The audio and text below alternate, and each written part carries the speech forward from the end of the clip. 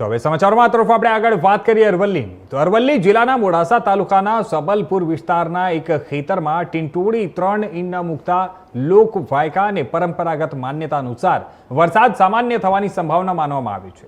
ટીંટોળાની જે ઈંડાની સંખ્યા અને તેની સ્થિતિ પરથી ચોમાસાના વર્તારા કરવામાં આવે છે અને જો ટીંટોળી 4 ઈંડા મૂકે તો સારો કે પુષ્કળ વરસાદ થાય અને 3 ઈંડા મૂકે તો માધ્યમ વરસાદની આશા રાખવામાં આવે છે.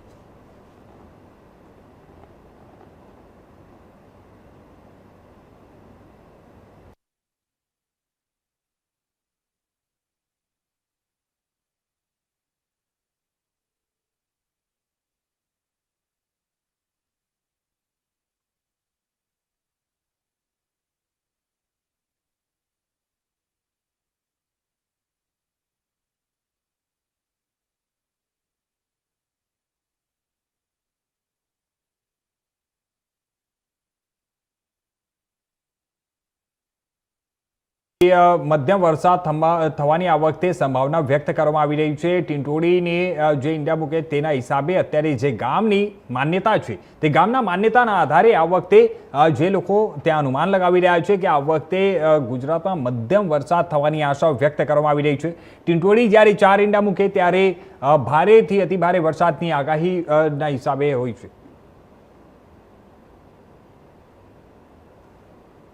તો હવે આ સમાચાર પર વધુ વિગતવાર વાત કરવા માટે અમારી સાથે જોડાઈ ગયા છે અમારા સંવાદદાતા નીરવ પ્રજાપતિ અરવલ્લીથી. નીરવ, આપણે વાત કરીએ ગુજરાતમાં હવામાન વિભાગ તરફથી જે હિસાબે આગાહી કરવામાં આવી હતી વરસાદમાં આ વખતે જૂન મહિનામાં 80% જેટલો ઘટ સર્જાયો ને પછી જુલાઈ મહિનાની શરૂઆતથી જ અત્યારે વરસાદ સમગ્ર ગુજરાતભરમાં શરૂ થઈ ચૂક્યું છે.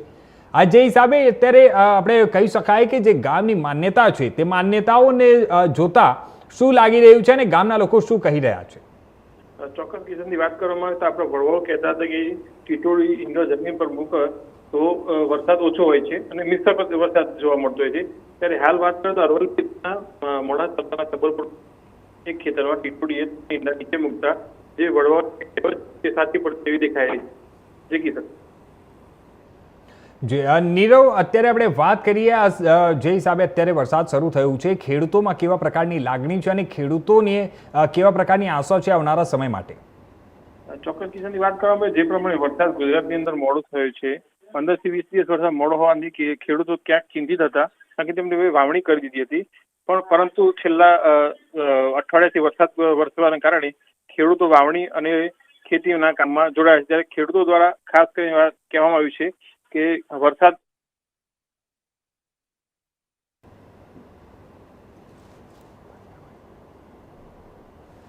ધન્યવાદ નીરવ, અમારી સાથે જોડાવા માટે અને આ તમામ માહિતીઓ આપવા માટે.